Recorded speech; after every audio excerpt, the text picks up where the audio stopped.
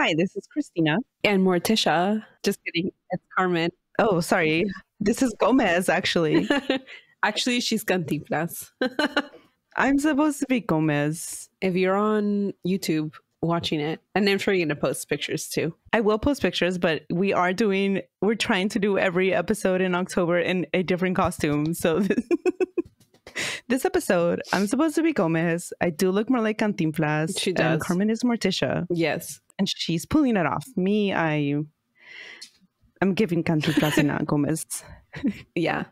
Which is fitting because today we're talking about Cantinflas, actually. So that's exciting. You haven't even said we're Espooky Tales because I cut you off. I'm sorry. Oh, whoops. I'm so sorry. This is Espooky Tales, the podcast for all things spooky. And yeah, today we're talking about Cantinflas and mermaids. Someone requested it a little bit ago and we meant to do it sooner, but things just kept coming up, as in like things we already had recorded. Then Carmen got sick and now she's better. And now we're recording very late for this week's episode. So that's why today there's only our paranormal topic, which is, again, Cantinflas and mermaids and no true crime case. But before we get to Cantinflas, we do have a listener story. And if you have a story that you want to send to the podcast, you can email espookytales@gmail.com. You can DM us on any of our socials. You can submit it on Discord. There's a lot of ways to get it to us. So yeah, we love receiving them. We love reading them. Are we ready to hear this one?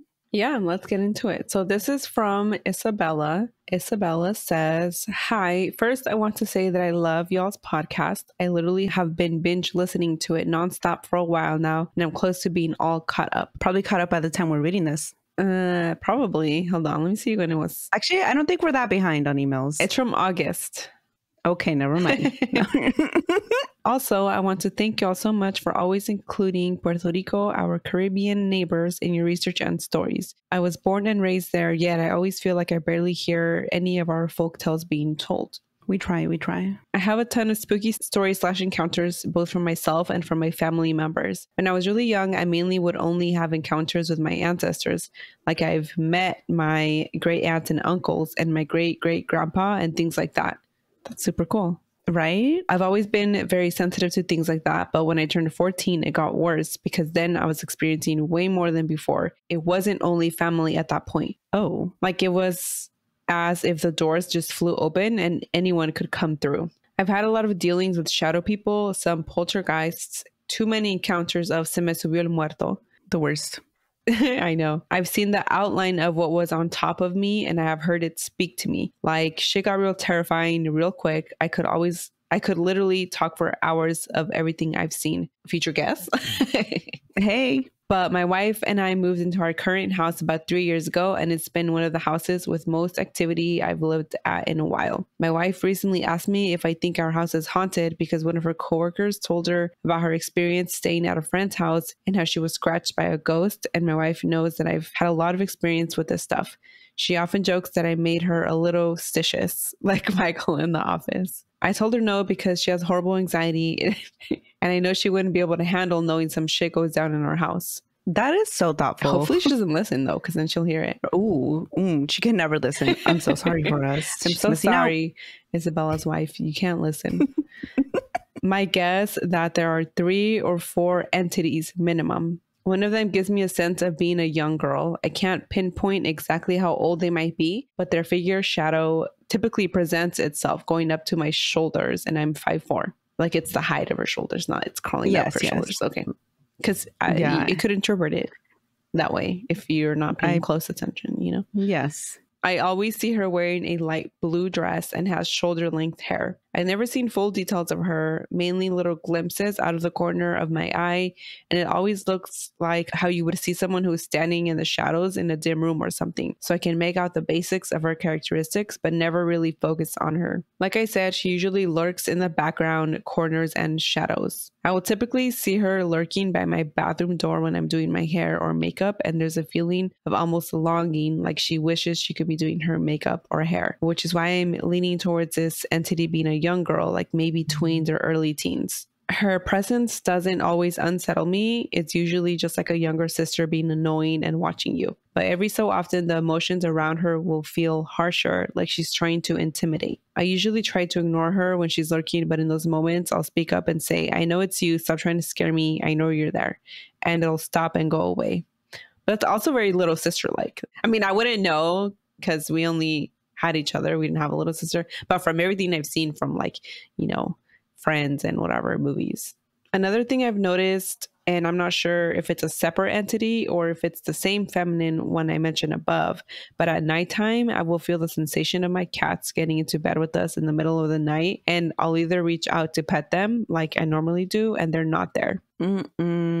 Or they will both already be in bed with us in their usual position, and I'll feel the weight of the bed shift as if something else lays down. Literally nightmare inducing. Yes, yeah. In those moments, I usually just freeze and pretend to not notice and just hope it goes away. I'm not sure if this is a different entity or maybe the girl just looking for comfort, but yeah, scary. The other thing I know for sure we have, and I really don't like acknowledging it or talking about it, is a mimic. Oh, the worst. Oh my God. We hate those. We hate those. Yeah. I've never seen it present itself in a visual way, and this is in no way an invitation for it to do so. Universe, please don't do it. Por favor. Yahweh. But I'll often hear my wife's voice calling to me from upstairs when I know she's not home, or I'll hear my cats meowing, even if they're sitting right next to me. This doesn't happen often, thank God, but it's happened enough for me to notice. Or my wife will think she heard me calling upstairs to her, but I've trained her well enough to know that if you cannot see someone, do not respond to their voice, because that's something my grandpa drilled into us as kids, especially since he lived in the campo. Important lessons. Lastly, and the one I hate the most, I'm sorry, there's something worse than a mimic? Worse? Well, there's some presence in our bedroom's closet. Oh, no. Not the closet. I don't always feel it, but when I do, it's horrible. It feels very menacing and threatening. Since I was a teen, I always closed all of my doors, covered any exposed mirrors in my room, etc., because of my experiences when I was young. And sometimes the entities following me would still open my doors or knock down the blankets over my mirrors. But even at our house, I always close our doors. And one night, my wife, who's usually a sound sleeper, just sat up in bed, shook my shoulders and said, "You need to close the closet door." And I was like, "What?" And she goes, "You need to close the closet door now." Scary. I bolted out of bed to close it and did feel a little resistance when I tried pulling the handle close. Ran back the fuck to bed and left my flashlight on for the rest of the night. When I got back in bed, my wife was already laying back down and snoring away like she did not just scare the life out of me. Wow. Insane behavior.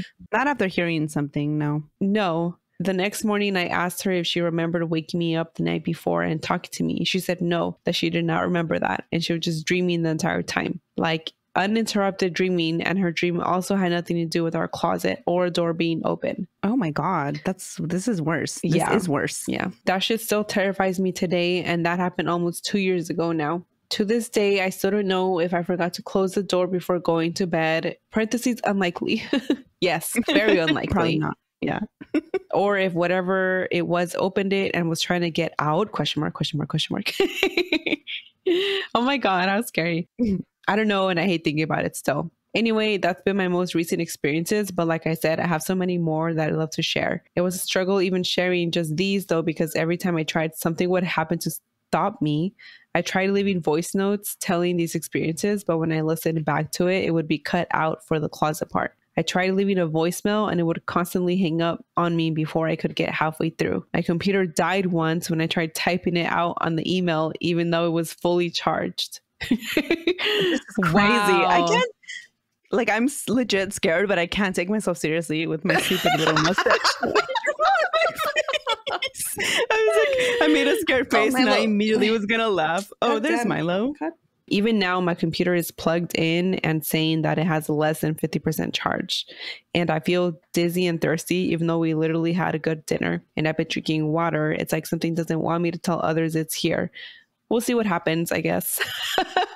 Oh my God. Isabella, please tell us that you're okay, first of all. Isabella, we would love your stories, but we don't need them. It's okay. We appreciate these ones. We really loved it. But if it's going to be dangerous for you to tell us more stories, don't do it. Don't do it. We don't need them. It's okay. Yeah. Self-care? Wow. That was wild. Yeah. All right. Well, Cantinflas. Yeah. You know Cantinflas. Don't we all? Yeah, who doesn't? Iconic actor. I will say I've never seen anything with Cantinflas in it. I only know who he is, but I've never watched. I feel like I've seen little clips here and there, but never like a full-blown movie of his. I've never watched. Same. Yeah. Iconic, though. Iconic for sure. Oh, yeah. Yeah. This is why the Mexicans say you're not actually Mexican. I'm not Mexican enough for the Mexicans. I'm not. Yeah. First of all, I'm half Salvadorian and they hate that. Stop. Okay, I'm done. Anyway, Cantinflas, did you know that he was obsessed with mermaids? Yes, I did because MJ told us. Okay, you were supposed to say no. Let's redo that. Rewind. This is for TikTok. Really? I didn't know. Yes. Yeah. And they say that if you watch his movies, there's like little hints here and there about his obsession. I wouldn't know because I've never seen. I was just going to say, you know why we don't know? It's because we've never seen his movies. Exactly. Yeah. So my bad. But that's what they say.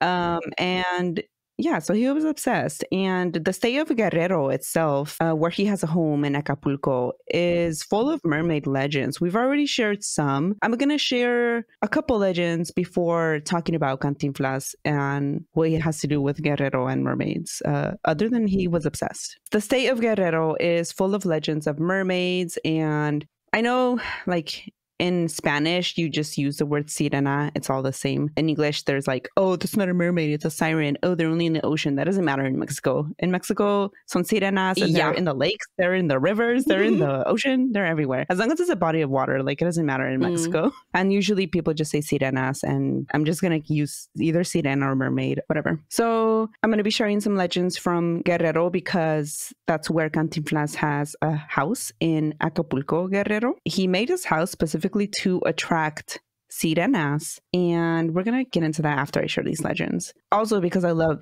these are some of my favorite stories, like mermaids and stuff. Okay. I don't remember them, so I haven't shared these before. These are new ones. Okay, go ahead. According to legend, a sirena lives in the laguna of Huamuxtitlan, a pueblo in the mountains of Guerrero. She's said to sit on a rock at the edge of the lake after midnight, and then just before the sun rises, she goes back into the lake, and she just sits there brushing her hair, hanging out on this rock. Cute. Luring men to their death. Even cuter, as sirenas tend to do. So the lake can be seen from the road, and it's said that if a driver sees her chilling after midnight on this rock, they get so distracted. There's accidents because of her. Even if you're that far away where the road is, if you hear her, she will hypnotize you. And so you have to go to the lake and follow the sound of her voice. And then, you see her, you keep following her into the lake. You go into the lake and then you don't come back out. You drown because that's what she wants. People have abandoned their cars on the side of the road to follow her in. Oh, wow. Yeah, once you hear her, you're done. And, the things I read all said people, but these stories, it's usually men. So men follow her and will swim across the water to reach her. When she dives in, they follow, drowning to death. People in Huamuxtitlan avoid the area once it's dark because no one wants to run into her. I watched the video of this guy. He's in front of the lake during the day, of course. And he walks by. He's like, and this legend, you can find it on Google, whatever. But it's like the people believe it. And he runs into some random woman and he's like, you hang out here at night? She's like, no, La Sirena lives here. Like, I'm not coming here.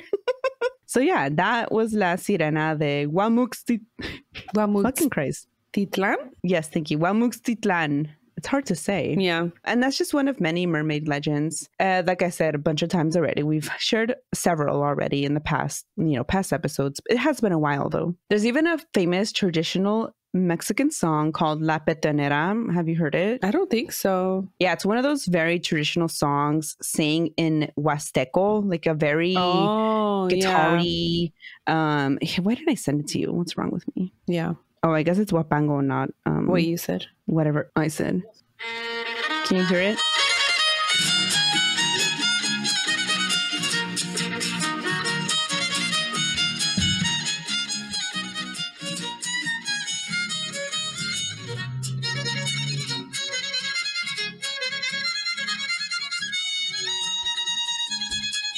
Yeah, you get the idea. Oh, That does it style doesn't of have music. words? Oh, you're Oh, it does. It was going to take forever. Okay. just fast forward it. Fast forward it to the words.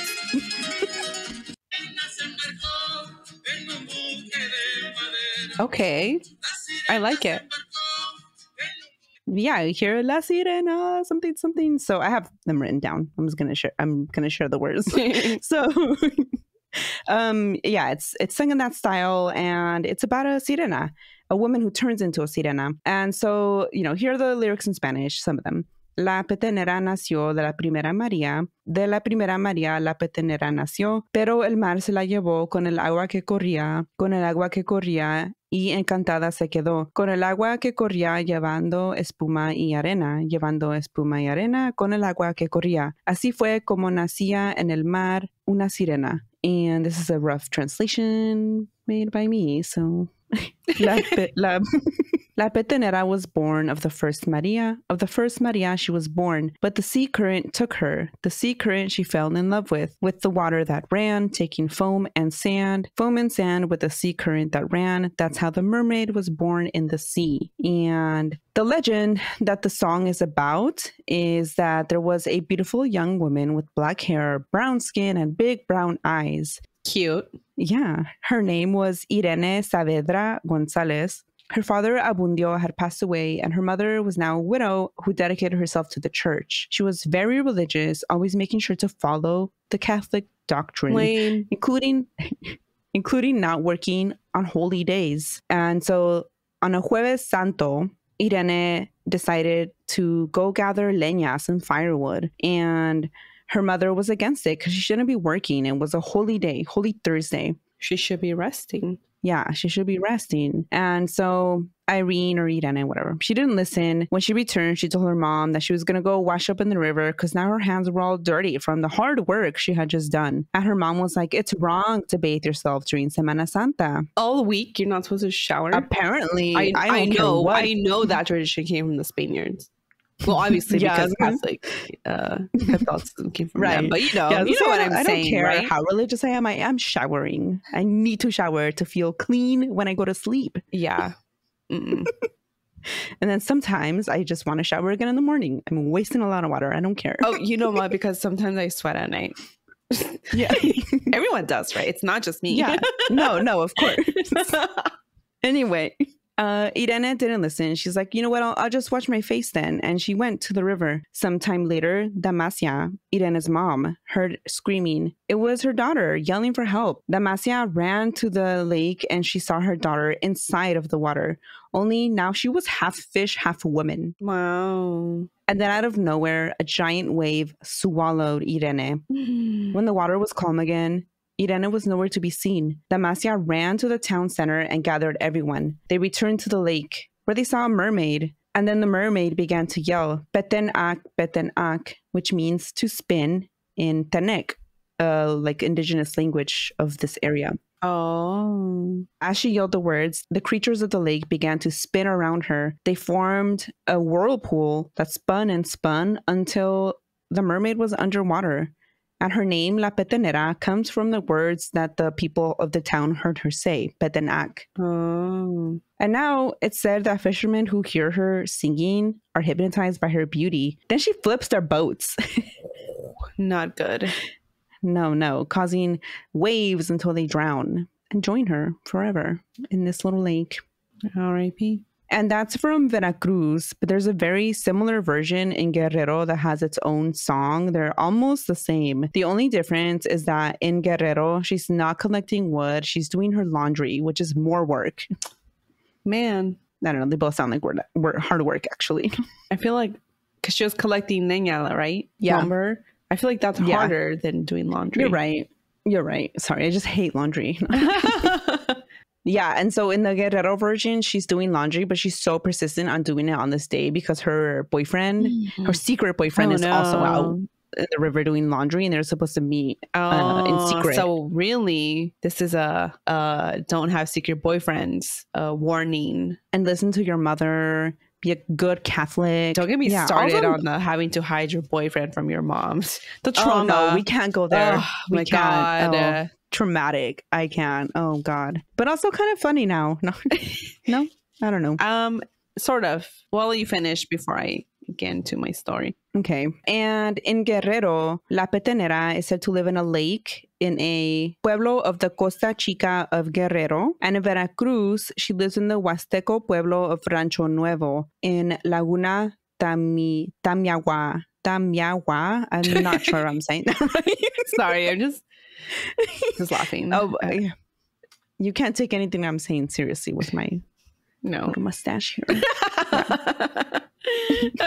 I can't either. Okay. And so, yeah, those are the mermaid stories from Guerrero that I wanted to share before talking about the very famous Mexican actor Cantinflas, who was obsessed with mermaids, so obsessed that he built a whole house in Acapulco to attract them. But before that, wasn't he scared of being drowned by them? No, he loved them. Oh, okay. Before that, what? Were you going to talk about secret boyfriends and moms? I was just going to say that, okay, our mom was horrible in that aspect. Mom, if you're listening, come on. She knows, right? But now, okay, I told her, okay, so we, of course, like everyone does, we had boyfriends that we hid from her, right?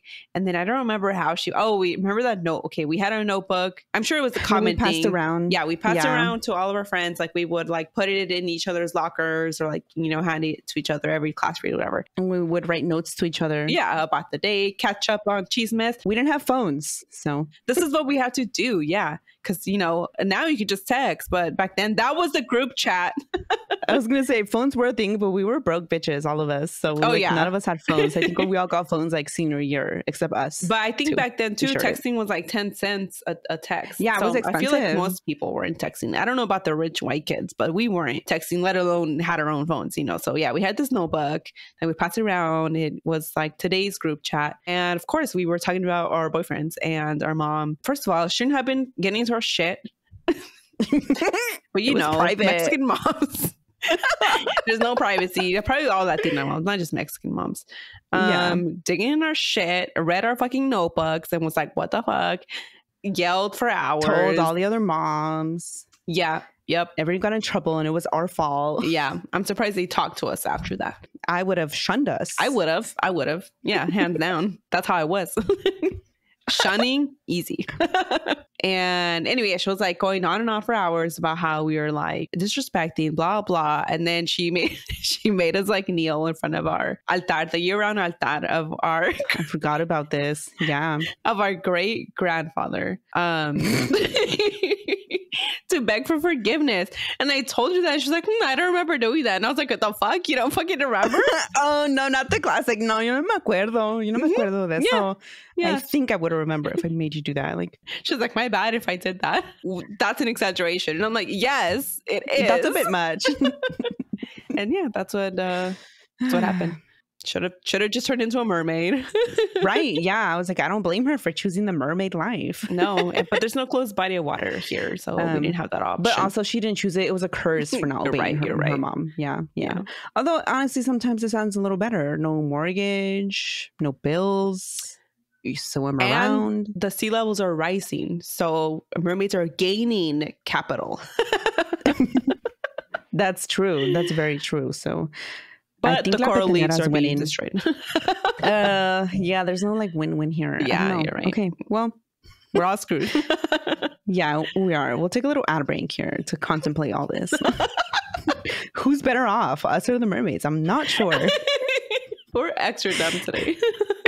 We are. And we're back. And yeah, we are. I don't know what's going on. So yeah, those are some legends. Mermaid legends from Veracruz, from Guerrero. And yeah, like I said, I wanted to talk about all this because of Cantinflas having a house to attract mermaids. He's probably the most famous Mexican comedian. He was born August 12th, Leo. Oh, a Leo. Okay, fan. Haven't seen his movie, but I am a fan.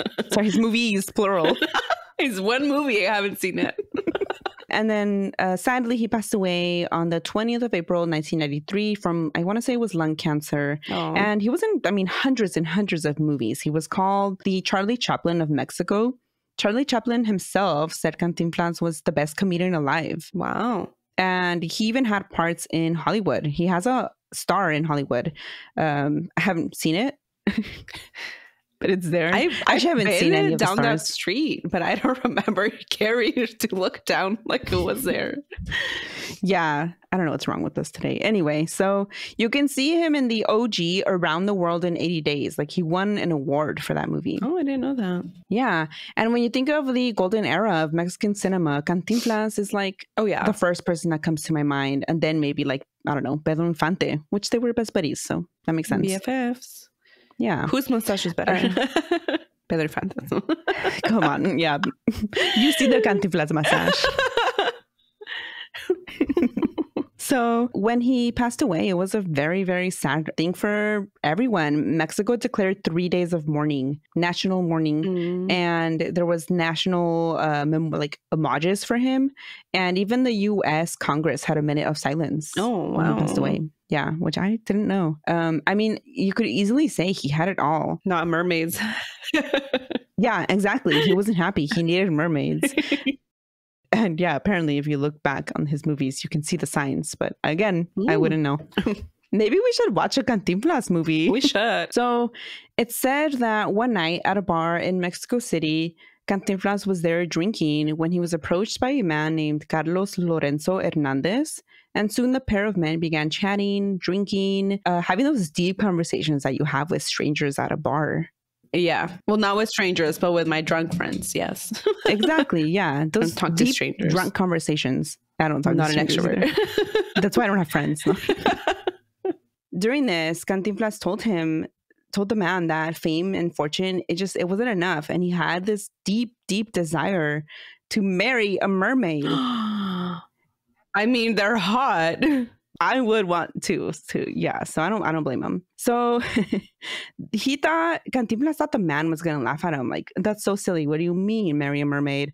But no, the man didn't laugh. Instead, he told him this was possible, and he told him he could make this happen for him. What? So it wouldn't be easy. He had to follow his exact instructions, and so he handed Cantinflas a small quartz, and then he told him, you have to build a mansion on the edge of the sea. That mansion has to have a giant statue of yourself facing the sea. I love this. Yeah. I don't know. Cantinflas has statues of him all over Mexico, like that he built himself. Like, I would too if I was that. I mean, Leo. He's a Leo. Like, yeah, of course. So I'm going to actually commission a statue of us. No. Oh my God. Okay. I have a fountain in front of my house that I hate. What if I tear down that fountain and put up a statue of us? Yeah. So the mansion had to have a giant statue of him facing the sea. And then he needed to build a pool that connected to the sea. So like a seawater pool. Oh my God. Sounds luxurious. Very, yeah. And that way mermaids could enter. Once all this was done, he had to stand in front of his statue facing the ocean with that small quartz in his hand at exactly 2 a.m. So Cantinflas did exactly what the man said. When his mansion was finally built, he walked out to the statue of himself, the giant statue of himself, stood in front of it, facing the sea. Suddenly, the man reappeared. What? How? I don't know. He just knew the house was done. He was looking up the progress of the house. He was walking by every day. Yeah, something. I'm not sure. So the man reappeared and told him, see, I told you I would be back. Now move closer to the water. And then both men stood at the edge of the pier with the quartz, Cantinflas holding the quartz stone. And they didn't just see one mermaid. They saw a bunch of mermaids. Wow. And I'm not sure if one of them agreed to marry Cantinflas then and there. Like maybe it took some time. I don't know. I mean, I feel like you still have to woo, you know, like you can't just you can't just have a mermaid. Yeah. Although it didn't take much for, what's his name in The Little Mermaid? Prince Eric. She was kind of desperate though. So. You're right. She was. Yeah. I'm not gonna, we can't hold all mermaids to mermaids. Ariel's like standard or whatever it was. Yeah. So after that moment, Cantinflas would throw these amazing parties where the special guests of these parties were mermaids. What? Allegedly, other famous people saw the mermaids at his house. Okay, I want to know what drugs they were on. I need names. Oh, what drugs? Yeah, that too. And I also want names. And he had a pool that had various openings that went out into the sea. That's so cool, though. I want to see the house. Unfortunately, it has received quite a bit of damage from like hurricanes because again, it is in Acapulco. And it's been abandoned for a while. So can you buy this house? How much does it cost? You probably could, but it's just going to keep getting damaged from more hurricanes. They're getting worse. They are. So, global warming. Yeah. You could tell, though, that the house was beautiful once, like when you're looking at images of people there, and that the pools were beautiful. And yeah, it said that mermaids entered this pool and they were amazing parties. And if mermaids were really there, I mean... You know what? I believe it. Who am I to not believe them? You know, like... Yeah. It's even said that he made a pact with these mermaids where he would live forever. I mean, obviously, he passed away, but it said that the pact came true because his soul is trapped in the giant statue of him in front of his house. They say that the statue comes to life at 2 a.m. Oh my God. Like, people have seen it move. It's said to take the form of a human and then launch itself into the sea. Others say that if you stand in front of the statue at 2 a.m., you can feel a hand touch your shoulder. Ooh. Trying to lure you into the sea. I don't like that. No, I don't like that either. Some versions of this story say that the man Cantinflas met at the bar in Mexico City wasn't actually a man. It was a mermaid. It was the devil. Oh, of course. Yeah, of course. And he unknowingly sold his soul to him. Precisely. That's exactly it. The devil tricked him into this deal. And that's why his soul is trapped in that statue. Wow. Yeah. And he can only be set free if someone stands in front of the statue at 2 a.m. and gets pulled into the water like all the way where they drown. They then take the place. Oh, God. Like their soul takes the place of Cantinflas' soul. I'm sorry, Cantinflas. I wouldn't do that for you. I wouldn't. No, this is like El Charro Negro, but then you can't even like travel around. You're trapped in the statue. Yeah, that's no fun. I mean, you get to leave every day at 2 a.m. and go into the ocean. Oh, true. Not is worth that it. better? No. What's worse? Is that better than being alive right now? Things to contemplate. No. And sadly today the house is in ruins, but it's still there. The statue's still there. It's gigantic. Like I watched a video of these a couple that goes there. The guy's, he looks like a tall guy. Maybe he was like not even to the statue's like knee. Like it's a big statue. Oh wow. And yeah, you can go and see the statue. It's still there. People that live nearby say that you can hear mermaids at that same time, always 2 a.m. in this instance, but you can hear them visit the abandoned mansion, still looking for the man that loved them so much. Oh, I mean, that's sweet. I think it's sweet. No, I agree. Also, if that's not weird enough, that's not the only mysterious thing surrounding Cantinflas. Really? Like, yes, the mermaids, that's probably the strangest, most like mysterious thing there. But you know how him and Pedro Infante, I said earlier, they were BFFs? Yeah. Okay. And Pedro Infante, he didn't die super young, but he didn't die, like he didn't live to be, you know, old either. Mm-hmm. He died in a plane crash. And there's a conspiracy theory that he didn't actually die in that plane crash. Cantinflas, like he faked his death and Cantinflas kept him hidden in one of his properties. Oh, wow. Because he just wanted a normal life. He didn't want to be famous anymore. He just wanted to chill. If he did that for him, that would be really nice. Yeah, and there's people out there who claim to have run into Pedro Infante like later as an elderly man, and you know he like since passed away, but he got to live a normal life hiding out in Cantinflas' house. Wow. One of his many houses. So yeah, that I thought was a little odd, and I just wanted to mention it as well. But yeah, like I said, a lot of those houses have Cantinflas statues too. There's one, I want to say Mexico City and like the Roma neighborhood maybe. Oh, really? Oh, I wish I would have known that. You can rotate it. Oh, wow. Yeah, if you only had known, you could have went to see Cantinflas. I want to go see the statue in Acapulco, though. I'm not going to be there at 2 a.m., though. I'm too scared. Maybe we'll see a mermaid. Right? Yeah, like I said, the mansion was further destroyed with the last hurricane. There's hurricanes right now that have done serious damage to Acapulco. Also here, yeah. It's a terrible time. Yeah. So you know what? Yeah, I'll put some links for like some community funds so we can help out. And I'll also help out a little bit. But yeah, it got damaged, and the statue. Hopefully, it's still because like it's such a beautiful house, and like if only natural disasters didn't happen and the house could be restored. Like imagine that. Yeah, that would be amazing. That would be amazing. And then we could just hang out there. No. And then we could buy it. No, I'm not rich enough. But yeah, that is Cantinflas and Mermaids.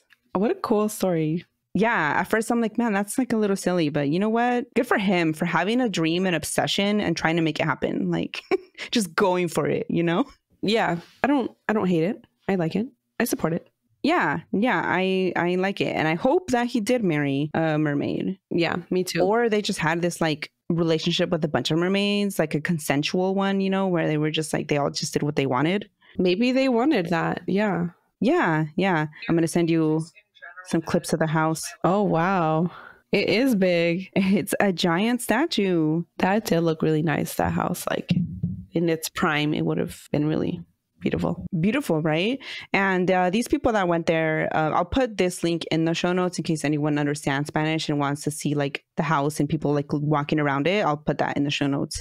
But they were there waiting to see if they saw anything around like 2 a.m. and they didn't. But when they went back to like their hotel or something, which was very close to this house, and they were outside in like the little balcony area or something like that, one of the friends they were with, like in the distance saw, and it could have been like any like sea creature, which they acknowledged in the video. Like, yeah, it could have been a sea creature, but it was like, we were talking about how we were waiting and didn't see anything. And then we heard like a splashing in the distance. I mean, what a coincidence, right? Yeah. And they say like, we know like what a coincidence. So we can't say for sure if it was or not a mermaid, but like still weird. So I don't know. But I mean, like so many people, so many cultures have like mermaid stories. And I mean, it's certainly, a fascinating tale. You're like, fascinating. My mustache and eyebrows, they can't handle it. I have to stop talking now. Oh my God. I have to go wash this off. But yeah, that was today's stories. I mean, let us know. Is this just fairy tales to everyone? I wouldn't like discount the possibility of when confusing a creature in the ocean for a mermaid, right? Yeah. Like a certain colonizer did. Yeah, exactly. And there's so much unknown about the ocean. Oh yeah. So I certainly wouldn't discount like seeing something that you like, that has to be something weird out there for sure. Yeah. So, and I mean, again, it'd be super cool. I would love to become a mermaid. Well, Discovery taught me that mermaids are real. Remember that documentary from Discovery about the mermaids? No. Oh, it was a moment for a little bit, probably like 10 years ago. I don't remember how long ago. 10 years ago? Maybe. I'm not sure. I don't remember. I feel like somebody out there will know what I'm talking about. Probably. I don't remember. Somebody will. Interesting. Okay. So yeah, we have reached the end of this episode. I love talking about them though. It was a really fun episode. Yeah, whether I believe it or not, I love reading about them. And I really hope that Cantinflas did get to marry one. Me too. And so, yeah, we'll take a little ad break here. Then we'll come back for spooky recommendations. And we're back. Well, do you have spooky recommendations? I do. Okay, let me go to Storygraph because all my recommendations. I have been watching Supernatural because I love Dean. Who doesn't? Right. I know it's very cheesy, but that's what I've been watching. And you've been sick, so. Yeah. Okay, so I finished a few audiobooks. One of them was Haunt Sweet Home, and it was very short. So like, I think that, I don't know if anyone's looking for like a quick audiobook. It was only 3 hours and 41 minutes. Okay. And it was really cool because, well, let me read the description so that people can hear. Actually, I don't know how to pronounce this word. On the set of a kitschy? Do you know that word? No. I feel like you've probably heard it. It's spelled Kitschy. No. Like kitsch. It means like cheesy, I think. On the set of a kitschy reality TV, that sounds wrong, reality TV show, stage scares transform into unnerving reality in a spooky ghost story for multiple Hugo and Nebula award-winning author Sarah Pinkster. So then it says, when aimless 20-something Mara lands a job as a night shift production assistant on her cousin's ghost hunting / home makeover reality TV show, Haunt Sweet Home, she quickly determines her new role will require a healthy attitude toward duplicity, lying. But as she hides fog machines in the woods and improvises scares to spook new homeowners, a series of unnerving incidents on set and a creepy new coworker forced Mara to confront whether the person she's truly been deceiving and hiding from all along is herself. Eerie and empathetic, Haunt Sweet Home is a multifaceted supernatural exploration of finding your own way into adulthood and into yourself. And so it's like set in this reality TV show that her cousin does, and they're pretending to scare the residents. And so then they'll have clips of like the reality TV show of her cousin be like, well, here we are back on the scene. And it has like different voice. It's fun. This sounds fun. Yeah, it's sounds a fun short listen. The only reason I didn't give it like a higher rating is because I feel like the ending was a little underwhelming. Like I would have wanted, I don't know, something more exciting. But you know, not everything is wrapped up that way. That's just me. I do think it's a fun listen though. So I do still recommend it, even though I didn't like how it ended. And then I listened to Tender as a Flesh. I won't get too much into it because I know it's one of our books. It's going to be one of our books. And I can't believe you listened to that before finishing Piñata. It was so good. But oh my God. Anyway, I guess I'll save my thoughts. I rated it 5 stars, but it's so disturbing. Like, I would read it again. I've heard other people say they wouldn't read it again. I would, but I feel like it hits you on your core and you're like questioning like life. I don't know, everything. Wow. I can't wait to read it. Did I tell you that I was like, I might become a vegetarian? I don't know. You did tell me that. Yeah. It was intense. And I don't know, there's just so no good. And I won't get more into it. Also, after I finished listening to Tender as a Flesh, I went back to Susto's episode of Tender as a Flesh and I listened to that. So I also recommend that. And then, okay, the last one I read, I Who Have Never Known Men. And it's not horror per se. It's more like sci-fi, I think. But it's a very interesting. Weird. I was going to say, you don't read sci-fi. Yeah. I mean, well, it's like dystopian, which I like dystopian. So I guess it's not really sci-fi. Sorry, mischaracterized it. It's more dystopian than not. So let me read that description. A young woman is kept in a cage underground with 39 other females, guarded by armed men who never speak. Her crimes unremembered, if indeed there were crimes. The youngest of 40, a child with no name and no past. She survives for some purpose, long forgotten in a world ravaged and wasted. In this reality where intimacy is forbidden, in the unrelenting sameness of the artificial days and nights, she knows nothing of books and time, of needs and feelings. Then everything changes and nothing changes. A young woman who has never known men, a child who knows of no history before the bars and restraints, must now reinvent herself piece by piece in a place she has never been and in the face of the most challenging and terrifying unknowns. Freedom. Fascinating. Okay. It was like unlike any other book I've ever read. And I feel like it's very character driven, like plot wise, like not much happens. Like pretty much what I read is what happens. But still, it's so interesting. Interesting. Okay. I rated it 5 out of 5. I feel like it also kind of makes you question like so much. Okay. I don't know. And yeah, I don't know. It has like themes of like feminism, freedom. It's just super, super interesting. I was like, don't ask me to describe a book. Have you seen that video, that reel? And it's like when you sent it to me. Oh yeah, I did. Yeah, you did. Yeah. I forget what it happens in the reel. Something about like when someone asks you to describe the book you just read, and it's like read from Carmen's. He's like, yeah, and it's about blood. And then he's like halfway through, he's like, I forgot. And he told me something I will never forget. He said, shit, I forgot what he said. But what he was getting at was same. I need to be reading notes. I have made it to like chapter 20 something of Piñata. It's gotten so good. I can't wait to finish it. I got distracted because I had a lot of work to finish. So whenever I work, I just play New Girl in the background, and that's what I've been doing. I've been watching New Girl nonstop, basically. It's my first time rewatching it. I hadn't rewatched it. I can't believe it. I've rewatched it like so many times already. And I never finished it, so. Oh, yeah. The last season I don't really like.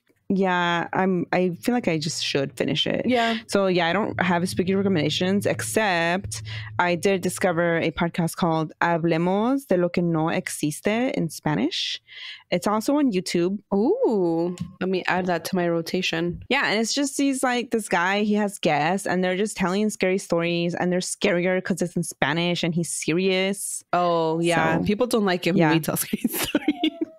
No, some people don't. Some people do. We're not everyone's jam.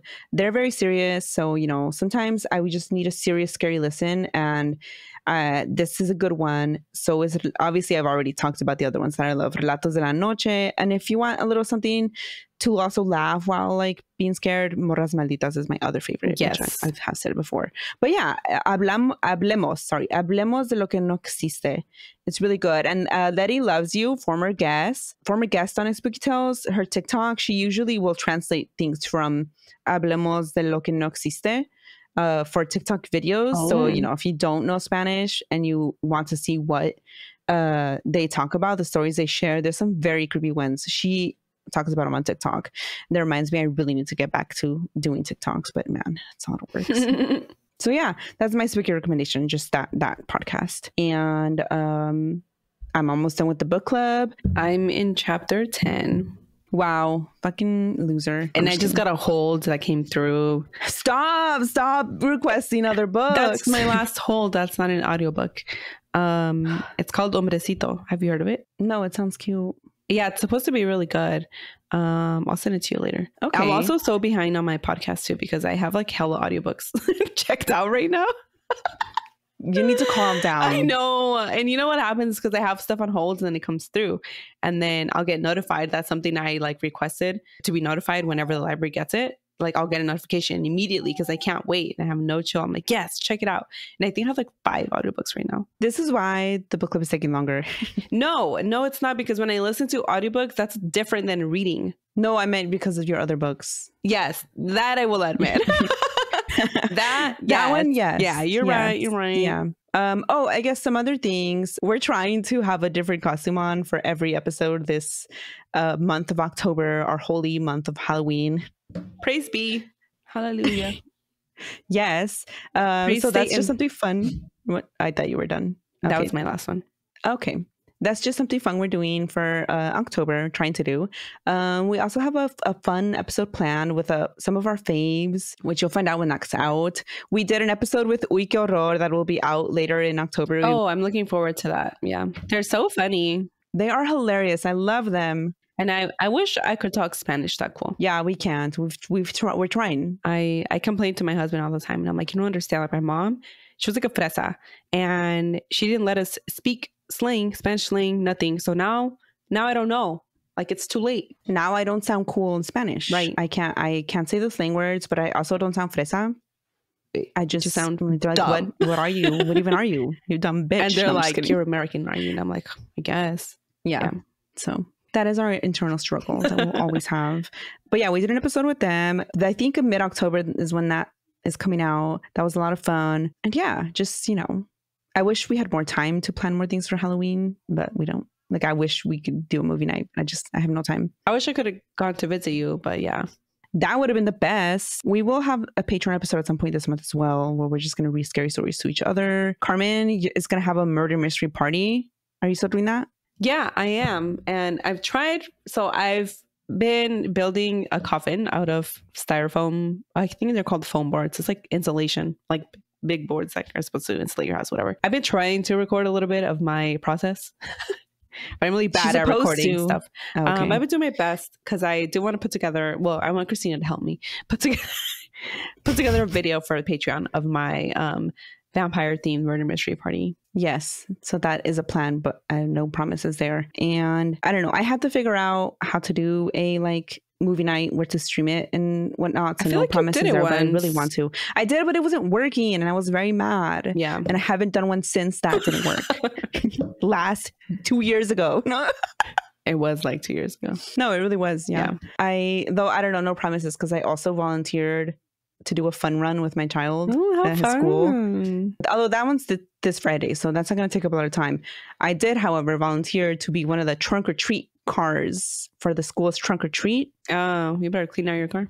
Well, yeah, obviously. So that's why I said my month is going to be very busy because I have to clean my van. Halloween, spooky season is a busy time because there's so much spooky activities. But yeah, there's so many spooky season activities. It's probably the best month ever. It really is. There's so much to do. But yeah, I'm thinking a Scooby-Doo theme for my trunk or treat van. Ooh.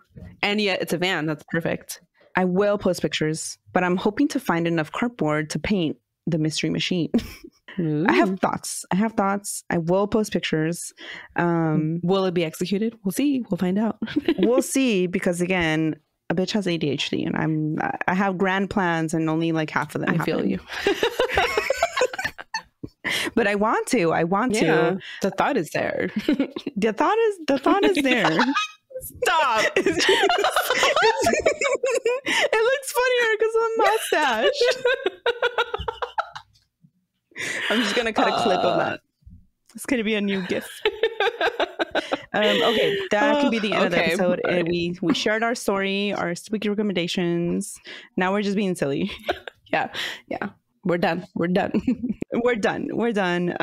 Thanks everyone for listening, for watching. We've been getting more subscribers on YouTube. That's always exciting. More comments. There's one person, I forgot your name, but you're always commenting. Shout out. You know who you are. And what I was gonna say one last thing. Oh yeah. Don't follow mermaids into lakes unless you want to die. Unless you're gonna marry them.